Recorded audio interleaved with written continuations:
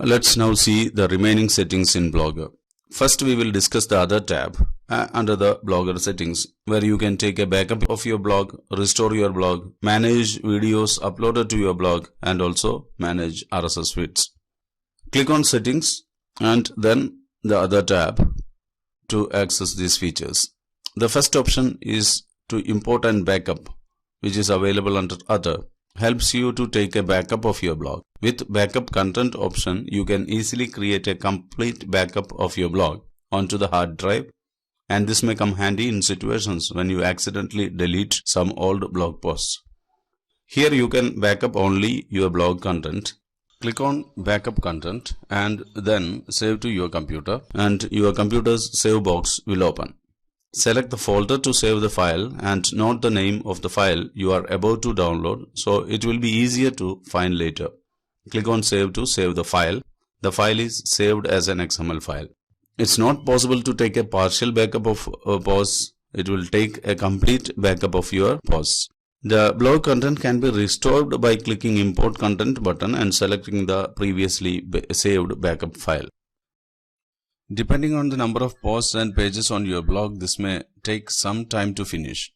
This feature may also be used to export content from one blog to another. You can also backup your blog theme by clicking on the Theme tab here and clicking the Backup and Restore button on top right. The Backup and Restore pop-up will appear. Click the Download Theme button. Provide the file name here to recognize the file later and click on Save it. You can restore the theme by clicking the Backup and Restore button and choosing the file, backup file, and clicking on Upload. This can also be used to use a third-party theme to your blog. We will discuss this in another video.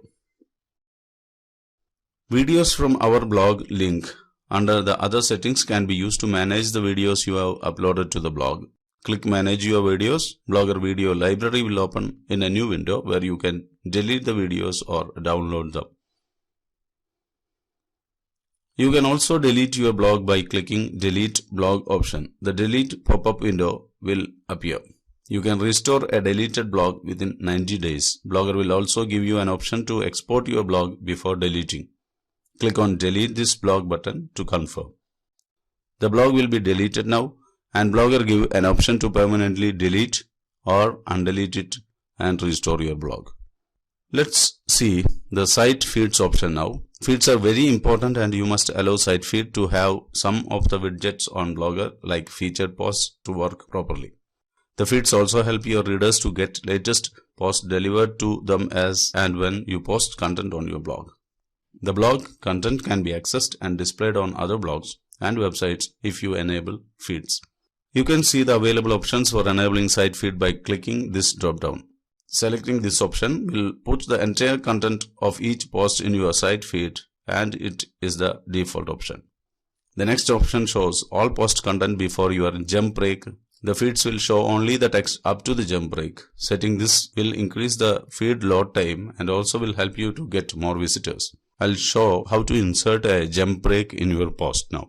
Open the post editor and you can see the Insert Jump Break icon on the post editor toolbar here. Click this icon and the jump break will be inserted into your blog post at your cursor's position. Update your post to reflect changes. The next option is Short. Select Short to syndicate approximately the first 400 characters. You can also select None to disable feeds for your blog, which is not advised. The best option is Full or Until Jump Break. The post feed redirect URL allows you to redirect your feed to other feeds if you have created feeds using other services like FeedBurner. Click Add to provide the URL to your feed here. How to use FeedBurner to process your blog feeds will be discussed in another video. Post feed footer option can be used to provide a custom footer at the end of your feeds. Click Add and you can enter your footer content in the box. This will work only if you select the full option above. You can enable title links and enclosure links here. If you enable this here, you can find the options to add title and enclosure links in the post editor settings under links. Note that the option displayed here was permalink before enabling title and enclosure links in settings. Link your post title to a specific URL by providing it here, or leave blank to link the title to your post. Normally when you click on the title, it will be taken to the complete post, but if you provide here another URL, it will be taken to that particular website. So this is also a redirect from your post title to some other website. When we click on the title, it will take us to that website instead of the original post. It's used in some special cases only. Normally we will not use this title links.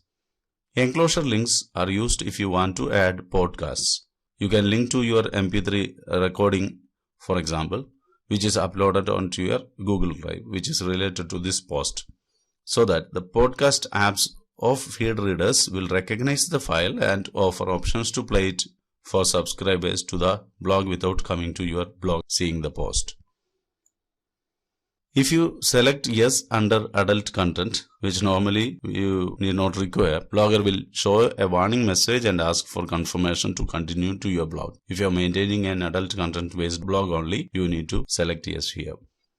Finally, you can add Google Analytics to your blog to see how visitors interact with your site. For this, you will have to first create a property in Google Analytics and then provide the generated Analytics ID here to link your blog to the Google Analytics account. Details about this we will discuss separately. Don't forget to save settings to apply the changes you have made. The last option under settings is the user settings that allow you to manage your Blogger profile. You can edit and manage your Blogger profile by clicking edit.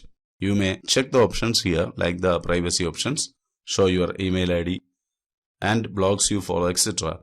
And you can change your display name and email address if required.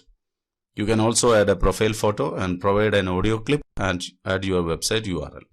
You can also update more about you if you would like to share it with your readers.